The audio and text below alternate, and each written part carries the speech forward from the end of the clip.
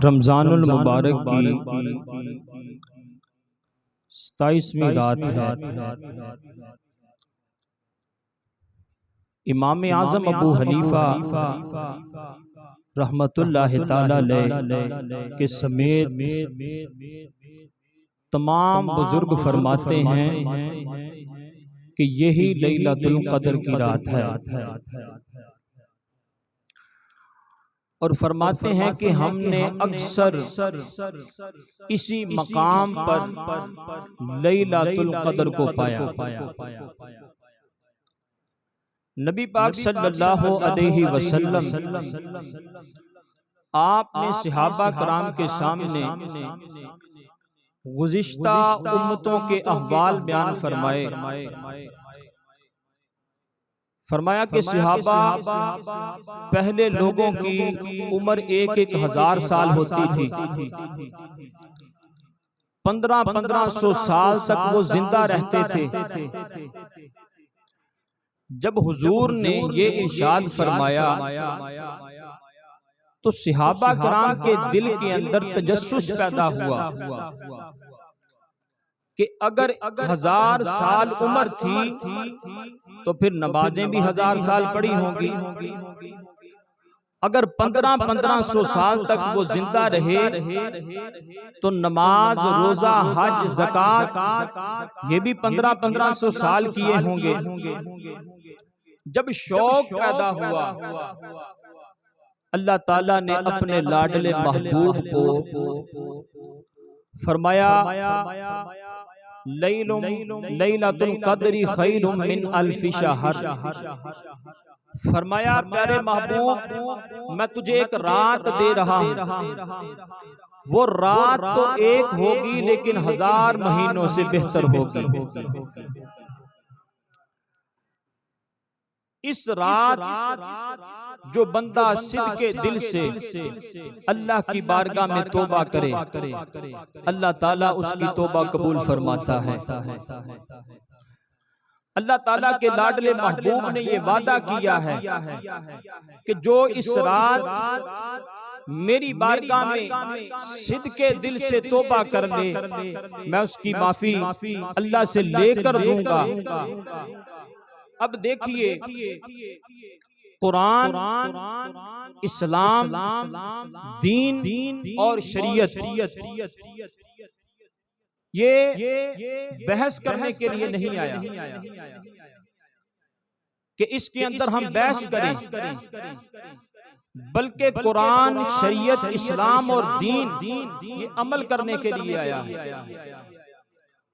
उलमा जो बहस करते हैं वो तशरीहात के लिए, वजाहत के लिए करते हैं, लेकिन अवाम जो बहस करती है तो ये दीन बहस करने के लिए नहीं आया बल्कि अमल करने के लिए आया है। अल्लाह ताला ने कुरान करीम में इरशाद फरमाया मन अमिला सालिहन मिन ज़करिन औ उन्सा व हुवा मुमिनुन फलनुहयिन्नहु हयातन तय्यिबा। फरमाया कि जो बंदा नेक अमल करे, खा मर्द हो या औरत, शर्त ये है कि वो मोमिन हो। फरमाया फिर हम उस बंदे को तय्यब और पकीज़ा जिंदगी अता फरमाते हैं, यानी गलीज़तों वाली जिंदगी खत्म कर दी जाती है और साफ सुथरी जिंदगी इंसान को अता कर दी जाती है। जो बंदा इस रात अल्लाह की बारगाह में तौबा करे और अपने गुनाहों पर शर्मिंदगी महसूस करे और सिद्के दिल से ये कहे कि मैं आइंदा से गुनाह नहीं करूंगा, लेकिन अगर फिर गुनाह हो जाए तो अल्लाह फिर भी माफ फरमाने वाला है। और अगर कोई बंदा सारी रात बैठकर रोता रहे, अल्लाह की बारगाह में दुआएं करता रहे, लेकिन उसको अपने वजूद को, अपने अमल को बदलने का इरादा ही नहीं है, तो फिर उसकी रात जागने का कोई फायदा नहीं है।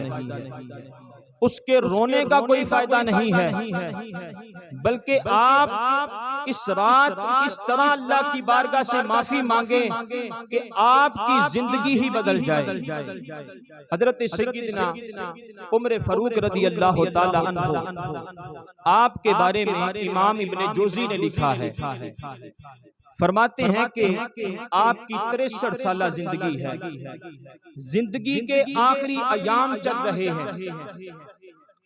आप घर में आए तो आंखों में आंसू आ गए, रोना शुरू कर दिया। अब बीवी जाग रही थी। बीवी ने जब हजरत उमर फारूक को देखा तो अपने बेटे को उठाया, फरमाया उठो, अपने वालिद गिरामी से पूछो कि ये क्यों रो रहे हैं, इनकी आंखों में किस वजह से आंसू आए हैं। अब आपका बेटा उठा और अपने वालिद गिरामी के करीब आया, आकर कहने लगा, अब्बू जी आप ये बताएं कि कौन सी परेशानी है जिस वजह से आप रो रहे हैं। हजरत सय्यदना उमर फारूक रज़ी अल्लाह तआला अन्हु आपने फरमाया कि मैं आज इसलिए रोया हूँ, मैंने मस्जिद के अंदर नमाज पढ़ी और नमाज पढ़ के जब मस्जिद से बाहर निकला तो बाहर लोग मेरी तारीफ कर रहे थे और कह रहे थे कि उमर बड़ा अदल वाला है, बड़ा ही इंसाफ वाला है। कहने लगे इसलिए मैं रो रहा हूँ। आपका बेटा कहने लगा, अब्बू जी ये इस बात पर तो आपको खुश होना चाहिए था, आप रो क्यों रहे हैं। आपने फरमाया मैं इसलिए रो रहा हूँ कि लोग बाहर तो मुझे इज्जत की निगाह से देखते हैं, लोगों के ज़हन के अंदर मैं अदल और इंसाफ करने वाला हूँ। मैं इसलिए रो रहा हूँ कहीं घर के अंदर मुझसे हकूकुल इबाद में कोताही तो नहीं होती, घर के अंदर मुझसे हकूकुल इबाद में कोताही तो नहीं होती रही।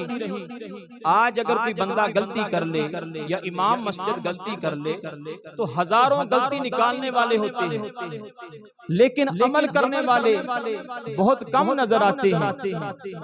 हजरत सय्यदना उमर फारूक रज़ी अल्लाह तआला अन्हु आपने फरमाया मैं इसलिए रो रहा हूँ कि मुझसे घर में तो कोई कोताही नहीं हो गई। आपकी बीवी करीब बैठी हुई थी, कहने लगी कि मैं आपको कभी भी माफ नहीं करूंगी। आपने फरमाया आपको क्या है। कहने लगी कि मुझे पूरी जिंदगी आपसे एक शिकवा रहा। आपने फरमाया वो कौन सा शिकवा है। कहने लगी कि आपने अपनी पूरी जिंदगी का वक्त ज्यादा मस्जिद को दिया, मुझे बहुत कम वक्त दिया है। आप मेरे पास बैठते, मुझे कहीं लेकर जाते, आपने मुझे बहुत कम वक्त दिया, तो इसलिए मैं आपको माफ नहीं करूंगी। अब सय्यदना उमर फारूक रज़ी अल्लाह तआला अन्हु आप फरमान लगे, आप अल्लाह की रजा के लिए मुझे माफ कर दें। अब देखिए कि आप बीवी से माफी नहीं मांग रहे, बल्कि अपनी गलती की माफी मांग रहे हैं। आपने फरमाया आप अल्लाह की रजा के लिए मुझे माफ कर दें। कहने लगी एक शर्त है, एक शर्त पर मैं आपको माफ करूंगी। आपने फरमाया वो कौन सी शर्त है। कहने लगी कि कल क़यामत का दिन होगा, जब आप जन्नत में जाएंगे तो आप मेरी भी बख्शिश करवाकर मुझे भी साथ लेकर जाएंगे। आप अल्लाह की बारगाह में मेरे लिए ये सवाल करना कि मौला ये मेरी बीवी थी, मुझे खाना पका कर देती थी, मेरे बिस्तर का ख्याल करती थी। हजरत सय्यदना उमर फारूक रज़ी अल्लाह तआला अन्हु आप फरमाते हैं कि अगर अल्लाह ताला ने अपने फजल से मुझे जन्नत अता फरमा दी, महबूब अलैहिस्सलाम के सदका तवस्सुल से मुझे जन्नत अता फरमा दी, फरमाया फिर मैं अल्लाह ताला की बारगाह में आपके लिए भी सिफारिश करूंगा, तुझे भी जन्नत के अंदर साथ लेकर जाऊंगा। तो मेरे दोस्तों, अगर आज कोई बंदा हमें कोई काम कहे, हम ना करें, तो वो बंदा नाराज हो जाता है।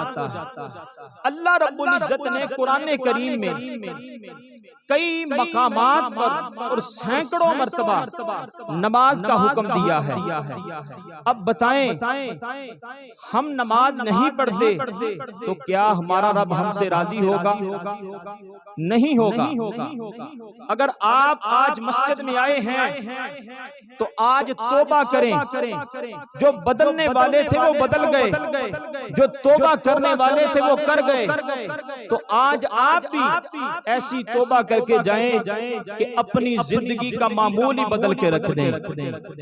हजरत फुज़ैला रज़ियल्लाहु ताला अन्हु आप फरमाते हैं कि मैं औरतों का बड़ा दिलदादा था। सुबह को चोरी करता, डकैती करता, लोगों के साथ झूठ बोलता, रात के वक्त औरतों के साथ जिना करता। कहने लगे अबू जहल ने ऐलान कर दिया कि कौन है जो मोहम्मद अरबी को कत्ल करके आएगा, उसको मैं 100 ऊंट सुर्ख रंग का अता करूंगा। हजरत फुज़ैला फरमाते हैं मेरे दिल के अंदर ये शौक पैदा हो गया। ये कौन सी कोई मुश्किल बात है मोहम्मद अरबी को कत्ल करना, इसको मैं कत्ल करके आऊंगा। 100 ऊंट में अबू जहल से ले लूंगा। अब अल्लाह ताला कुरान में फरमाता है अगर मैं किसी को माल की कसरत कर दूं तो वो बंदा गुमराही की तरफ चला जाए, उसके अंदर फिरौनियत आ जाए। तो अल्लाह ताला कुछ लोगों को इत्तेदाल में रखता है। तो ये भी अल्लाह का शुक्र अदा करना चाहिए कि जो बंदे गुर्बत के अंदर रहते हैं। हजरत फुज़ैला फरमाते हैं कि मुझे पता था कि नबी पाक सल्लल्लाहु अलैहि वसल्लम कब तशरीफ लेकर जाते हैं। फरमाते हैं मुझे मालूम था कि ज़ुहर के बाद हुजूर ने जाकर खाना काबा के अंदर नमाज पढ़नी है और तवाफ़े काबा करना है। उस वक़्त मैं मोहम्मद अरबी पर जाकर हमला कर दूंगा। फरमाते हैं मैं भी घर से निकलने लगा तो मैंने अपनी बगल के अंदर तलवार को रखा और अपने ऊपर चादर को ओढ़ लिया तो मैं चल पड़ा। अब रास्ते के अंदर एक औरत का घर आता था, मैं उसके पास चला गया। मैंने उसे जाकर कहा कि आज तुम तैयार रहना, मैं बहुत सारे पैसे लेकर आऊंगा। उसको ये कहकर कहने लगे मैं चला गया। जब खाना काबा के अंदर गया तो नबी पाक सल्लल्लाहु अलैहि वसल्लम तवाफ कर रहे थे।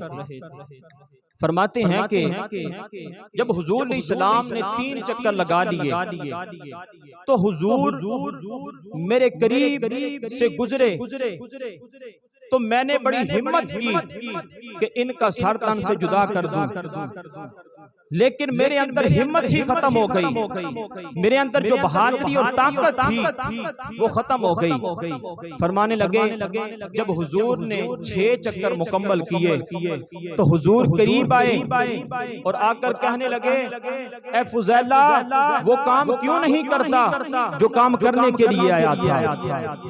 वो काम क्यों? या रसूल अल्लाह, या रसूल अल्लाह, फुज़ैला वो काम क्यों नहीं करता जिस काम करने के लिए तू आया था? बेखबर जो आका हो गुलामों से वो आका क्या है? हजरत फुज़ैला को हुजूर फरमा रहे हैं कि तू वो क्यों नहीं काम करता? हजरत फुज़ैला कहने लगे या रसूल अल्लाह कौन सा काम, किस काम की बात कर रहे हैं? अब दिल के अंदर तो चोर था, बाज फकीरों किसे नहीं मारिया, एहो चोर अंदर दा। हजरत फुज़ैला कहने लगे या रसूल अल्लाह कौन सी बात कर रहे हैं? नबी पाक सल्लल्लाहु अलैहि वसल्लम आपने कंधे को पकड़ा और फरमाया ए फुज़ैला जिस मकसद के लिए आया था वो क्यों नहीं करता? हजरत फुज़ैला फरमाते हैं मेरे पास तलवार थी, वो जमीन पर गिरी और मैं भी हुजूर के कदमों में गिर गया।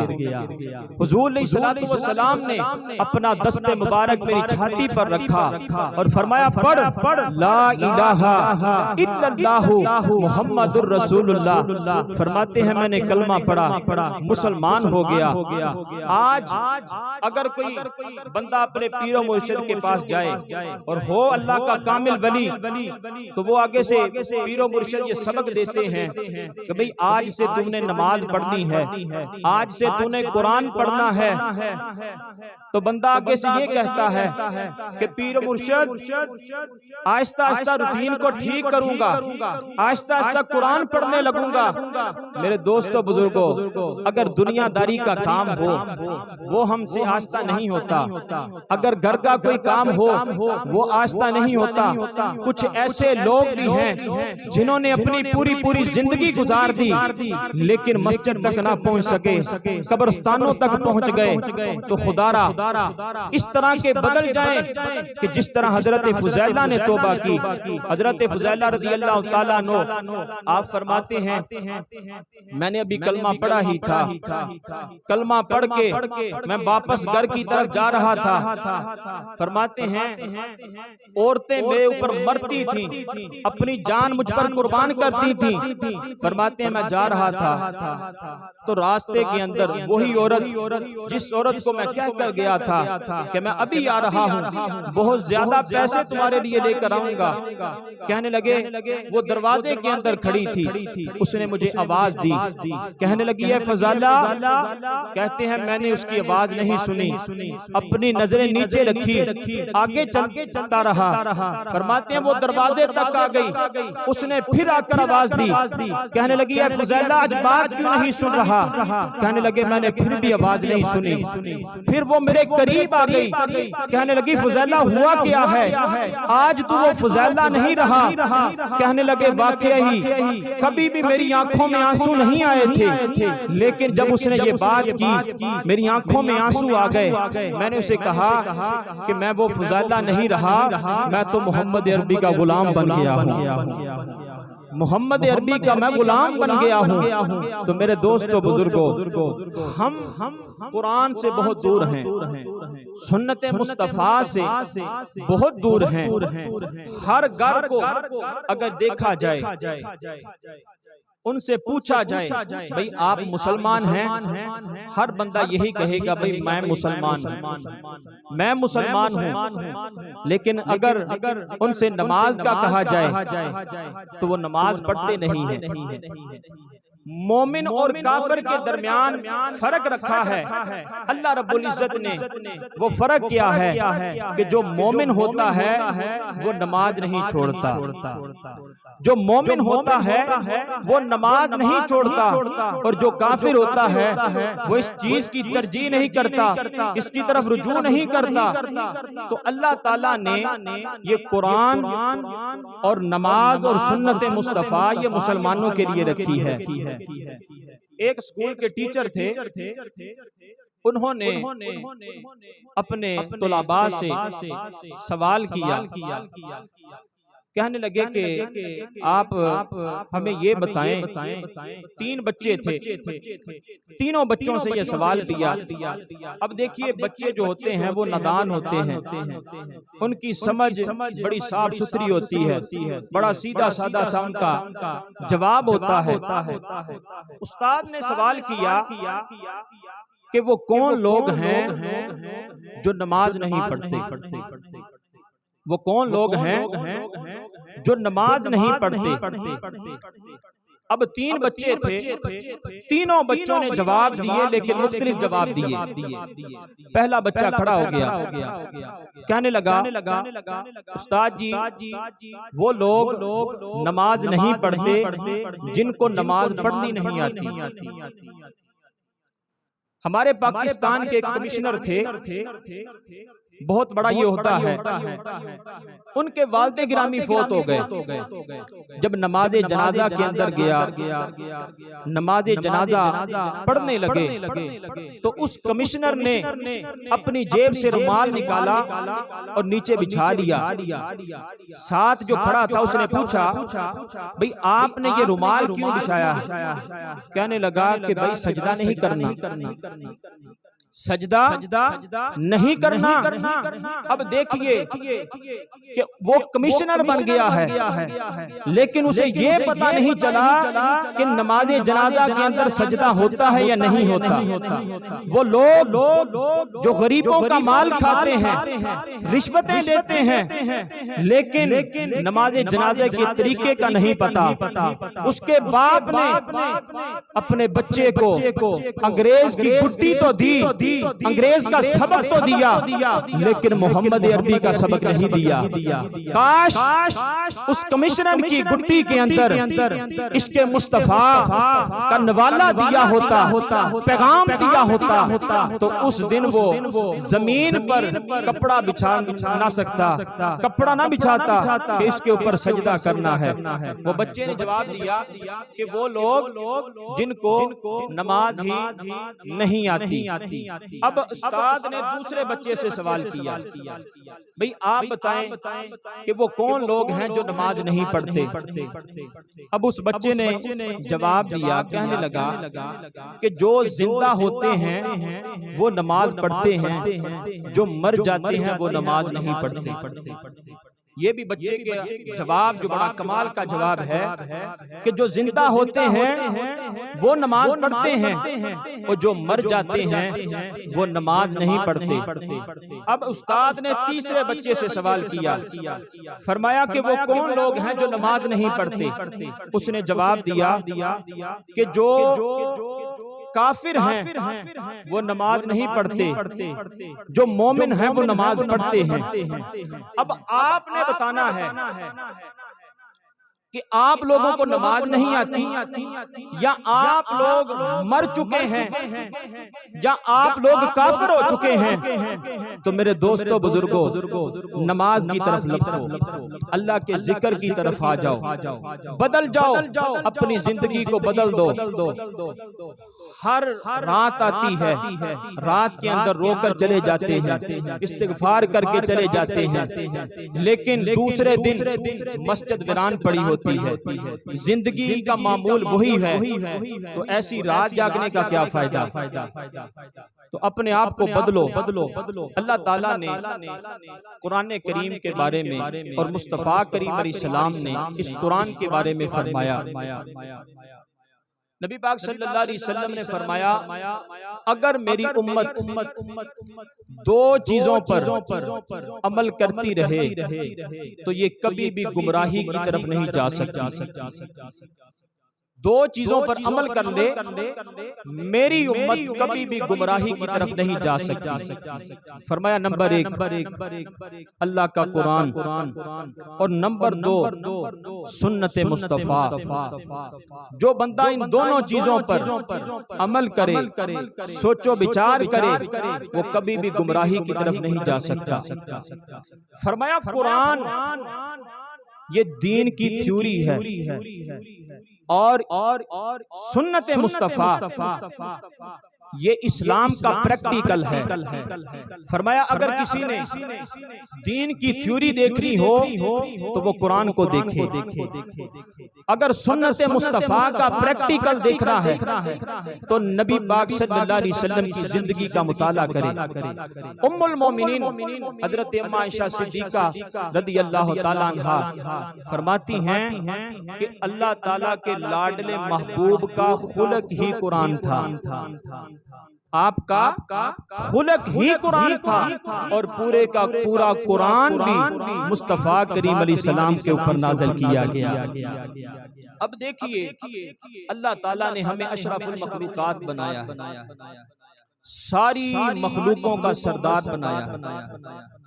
भाई ये सरदारी भी कितनी अजीब है, ये उम्मत कितनी खुशनसीब है। अल्लाह ताला ने हमें कुरान दिया तो किताबों का सरदार, दीन दिया तो दीनों का सरदार, मजहब दिया तो मजहबों का सरदार, इमाम दिया इमामों का सरदार, शहीद दिया शहीदों का सरदार, फरूक दिया फरूकों का सरदार, सिद्दीक दिया सिद्दीकों का सरदार, जुमातुल मुबारक दिया दिनों का सरदार, लैलतुल कदर दी रातों की सरदार, हत्ता के कुरान दिया तो किताबों का सरदार। अब इस किताब को पढ़ना भी सवाब है, पढ़ाना भी सवाब है, सुनना भी सवाब है, सुनाना भी सवाब है। इस किताब को पढ़ने वाला कारी बन जाता है, इस किताब को याद करने वाला हाफिज बन जाता है, इस किताब को समझने वाला मुताल्लिम बन जाता है, इस किताब को समझाने वाला मुअल्लिम बन जाता है, इस किताब का तर्जुमा करने वाला मुतरजिम बन जाता है, इस किताब की तशरीह करने वाला मुसग्गर बन जाता है, इस किताब की तफसीर करने वाला मुफस्सिर बन जाता है। आसमानी किताबें हैं जो अपना तारुफ मुकम्मल नहीं करवाती, लेकिन कुरान पाक एक ऐसी थ्योरी है, एक ऐसी किताब है, अगर इससे जो भी सवाल किया जाए ये उसका जवाब देती है। अगर इस कुरान से पूछा जाए, ए कुरान बता तेरा नाम क्या है, तो कुरान जवाब देता है बल हुआ कुरान मजीद। अगर इस कुरान से पूछा जाए, ए कुरान बता तेरा ठिकाना कहाँ है, कुरान जवाब देता है फी लौहि महफूज। अगर इस कुरान से पूछा जाए, ए कुरान बता तू कहाँ से नाज़िल हुआ, कुरान जवाब देता है व इन्नहु लतंज़ीलुम मिर रब्बिल आलमीन। अगर इस कुरान से पूछा जाए, ए कुरान बता तू किस लिए आया है, कुरान जवाब देता है हुदल लिन्नास।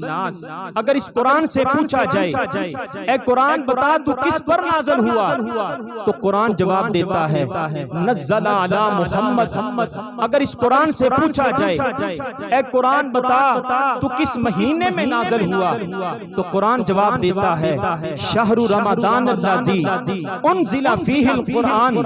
अगर इस कुरान से पूछा जाए, ए कुरान बता तू किस रात नाज़िल हुआ, कुरान जवाब देता है इन्ना अंज़लनाहु फ़ी लैलतिल क़द्र। अगर इस कुरान से पूछा जाए, ए कुरान बता तेरी जुबान क्या है, तो कुरान जवाब देता है लिसानुन अरबी। अगर इस कुरान से पूछा जाए, ए कुरान बता तेरी हिफाजत की गारंटी क्या है, तो कुरान जवाब देता है इन्ना नहनु नज़्ज़लना ज़िक्रा व इन्ना लहू लहाफ़िज़ून। मेरे दोस्तों, कुरान ऐसी थ्योरी है, अगर इससे कोई भी सवाल करे वो उसका जवाब देती है। तो इसीलिए अल्लामा इकबाल रहमतुल्लाह तआला अलैह आपने कलम से उठाई और आपने बड़े दुख के साथ ये अल्फाज लिखे। आप फरमाते हैं वो मुअज़्ज़ज़ थे ज़माने में मुसलमान होकर, वमा क़दरुल्लाह हक़्क़ क़द्री। फरमाया ऐसा जमाना भी आएगा लोग कुरान की कदर करनी छोड़ देंगे और कुरान वाले की कदर करनी छोड़ देंगे। आपने बड़े दुख के साथ ये अल्फाज लिखे। वो मुअज़्ज़ज़ थे जमाने में मुसलमान होकर, हम खार हुए तारिके कुरान होकर। हर कोई सिमत है ज़ोक़े तन आसानी है, तुम मुसलमान हो ये मुसलमानी है। हैदरी फकर है न दौलत उस्मानी है, तुमको क्या अपने इस्लाम से ये निस्बत रूहानी है। काश आज भी उम्मत मुसलमान कुरान की तरफ रुजू करे, सुन्नत मुस्तफा की तरफ रुजू करे तो जिंदगियां बदल सकती हैं, हमारे बच्चों की जिंदगियां बदल सकती हैं। हम कुरान से दूर हैं, अंग्रेजों के करीब हैं। अल्लाह की बारगाह में दुआ है, अल्लाह ताला हमें कुरान के साथ मोहब्बत करने की तौफीक अता फरमाए। यार जिंदा सोबत बाकी व आखिर दावाना अल्हम्दुलिल्लाहि रब्बिल आलमीन। अब आपके सामने वो बच्चे जो जहां पर कुरान पढ़ते हैं, इनके वालिदैन बड़े खुशनसीब हैं कि जिन्होंने अपने बच्चों